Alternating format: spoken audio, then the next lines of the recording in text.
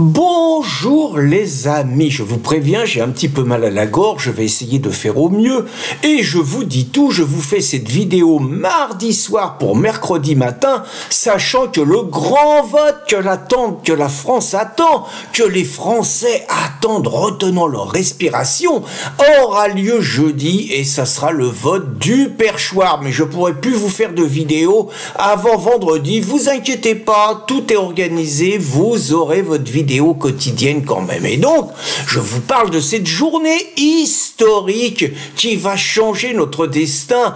On va élire le président de l'Assemblée nationale. Et depuis le bordel qu'il y a, ça sera un premier test d'importance pour savoir en gros qui c'est les vrais cadors. Parce que c'est vrai que si on écoute le nouveau Front populaire, les vrais cadors, c'est eux. Ils ont fait 25% des voix, donc ils disent que c'est eux qui ont gagné, même si le RN a fait 37, c'est eux qui ont gagné avec 25, et comme ils ont fait 25, c'est eux qui doivent gouverner le pays avec tout le programme du nouveau Front populaire, des millions de réfugiés climatiques, des millions de régularisations, des millions de clandestins, plus d'expulsions, SMIC à 1600 €, le revenu étudiant pour les gamins, la fin du nucléaire et tout le programme pour lequel 25% des Français ont voté. Seul problème, depuis 8 jours, les camarades du nouveau Front populaire arrivent pas à se mettre d'accord. On pensait que c'était réglé. Ils nous avaient sorti la petite huguette. Et puis les salopards de Socialo, ils ont pas voulu de la petite huguette.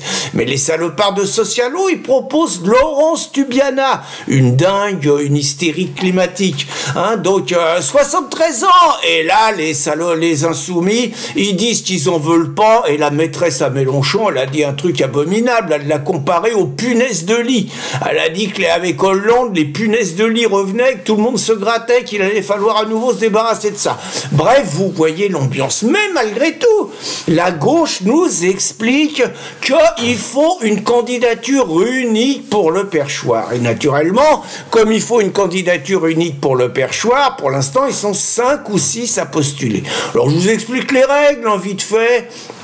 En gros, premier tour, si vous voulez être élu, il faut la majorité absolue, les 290, aucune chance. Deuxième tour, il faut la majorité des votants, ça peut se faire. Et si ça marche pas, troisième tour, c'est celui qui a le plus de voix. Alors évidemment, il y a toutes les magouilles. La gauche, comme toujours, dit que c'est à eux de gouverner. Oui, ils peuvent toujours, je reviendrai. Hein.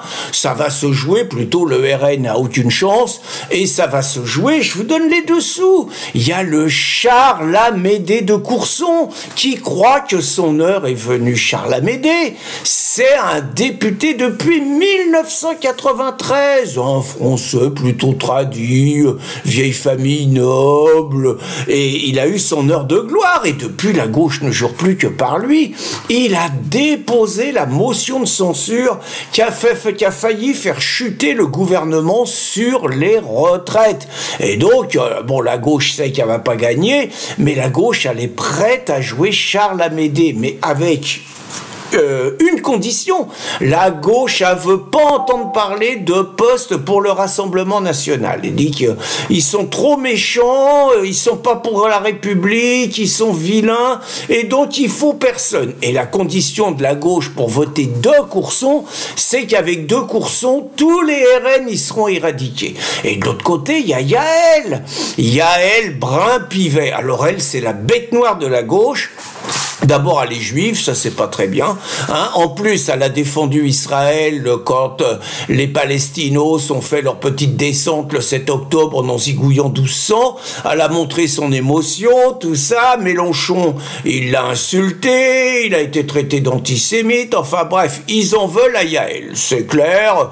Ils en veulent la mort à Yael, et surtout ils en veulent la mort à Yael parce que Yael, elle avait accordé 2 vice-présidentes au Rassemblement national, et puis a considéré que c'était un parti comme les autres. Donc la gauche, elle veut dégommer par tous les moyens Yael, et elle est prête à tout, y compris à jouer de Courson. Donc après, Yael, elle veut continuer, elle avait un bon petit boulot, elle n'a pas compris la dissolution, elle veut continuer Yael, donc elle est candidate, donc elle sera soutenue par l'ensemble du camp macroniste. La question c'est, est-ce qu'un accord entre les macronistes et les LR est suffisant pour torpiller le plan de Courson? Courson, ou est-ce qu'il va falloir que le RN leur file un coup de main? Et évidemment, si le RN file un coup de main, c'est moyennant contrepartie. Tout ça, ça fait partie, c'est la politique, c'est la tambouille, bon, bah, c'est les négociations, c'est comme ça. Et là, on ne sait pas, d'autant moins que le vote, il est secret. Les mecs, ils descendent de l'Assemblée, ils descendent de leur banc, ils montent sur le perchoir, ils votent, et après, il y a les dépouillements. Donc, personne ne sait pour qui vote. Si ça se trouve, Marine, elle est capable de dire, mais sans que ça soit officiel, qu'il faut qu'il y ait 20 mecs du RN qui votent pour Yaël pour baiser la gauche et de Courson.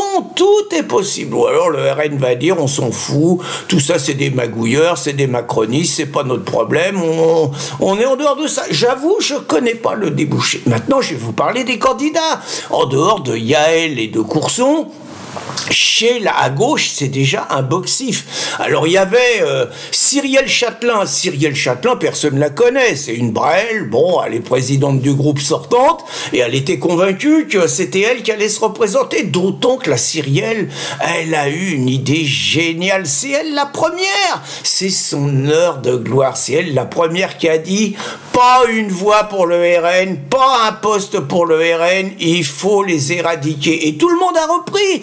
Donc Cyrielle, elle croyait que son heure était venue au niveau du groupe écolo. C'était sans compter sur Sandrine. Sandrine, elle estime que la place, elle lui revient. Elle dit que Cyrielle, c'est une brêle, qu'elle, elle est beaucoup plus connue. Et Sandrine, elle a commencé les trucs d'intimidation. Elle a envoyé son pitbull Alice Coffin. Alice, elle a été voir Cyrielle, elle lui a dit, bon, tu dégages, tu es une brêle, personne te connaît, tu laisses la place à Sandrine. L'autre, elle a dit, mais, une claque dans la gueule, un coup de pied dans le ventre. Et donc, je suis pas sûr que Cyrielle, elle va maintenir sa candidature. Pas habituée à ce genre de méthode. Bon, mais là où c'est plus compliqué, c'est que les socialos, ils veulent un poste, ils veulent être candidats. Et ils vont mettre le mari de Najat Vallaud-Belkacem, Boris Vallaud. Ils veulent présenter Boris Vallaud. Il est pas sûr que les insoumis, pour faire chier le monde, ils présentent pas Mathilde. C'est aussi possible, vous voyez. Donc, c'est vous dire le pastaga. Mais la vraie question, c'est est-ce que la gauche va oser présenter Sandrine Rousseau? Alors on sait bien que tout est possible, hein, avec ce qu'on voit depuis quelque temps dans les parlementations, dans le ridicule de la gauche, tout est possible. Mais il faut rappeler quand même que Sandrine Rousseau, c'est cette députée qui s'était mise à chanter l'hymne des femmes à la suite d'une de ses interventions, simplement pour protester, disant qu'il n'y a pas assez de viols qui sont condamnés, tout ça. Donc elle avait chanté l'hymne des femmes. Et évidemment, elle s'était fait reprendre. Donc est-ce que vous imaginez Sandrine Rousseau, bon, sur le perchoir, et Sandrine se mettant à chanter à tue-tête des chansons féministes? Bah, c'est possible, hein, avec une tarée comme ça, faut s'attendre à tout. Mais le problème, c'est qu'à l'Assemblée nationale, on sait qu'il y a encore des mecs, hein, il y a la parité, et ça veut dire qu'il y a près de 300 mecs. Et les mecs, souvent, ils vont faire un tour à la tasse, ce qu'on appelle à la tasse, à la buvette, quoi. Et donc, je préfère ne pas imaginer que ça soit des insoumis ou des mecs du RN. En général, les mecs du RN, ils se tiennent bien, hein, ils ne font pas de conneries, enfin on sait jamais, hein. Bon, bref, que ça soit des députés complètement torchés, ça arrive, hein, des députés complètement torchés, qu'entendent Sandrine chanter une chanson féministe, et que les mecs, ils se mettent à chanter en tue-tête, vous voyez, des chansons dans le genre « Mon mari s'en est allé à la pêche en Islande », bon, vous voyez, « Il m'a laissé sans un sou, mais avec mon petit trou, j'en gagne ». Bon, vous voyez, si c'est chanté dans l'Assemblée, ou alors à la salope, va laver ton cul malpropre, ou tiens, voilà mon zob-zobi. Enfin bon, vous imaginez dans l'Assemblée Sandrine sur le perchoir et des chansons paillardes qui répondent à des chansons féministes. Finalement, je me rends compte que l'histoire que je vous raconte, bah, j'ai presque envie que Sandrine soit élue sur le perchoir, histoire de continuer à se marrer du spectacle. Bonne journée les amis, à bientôt.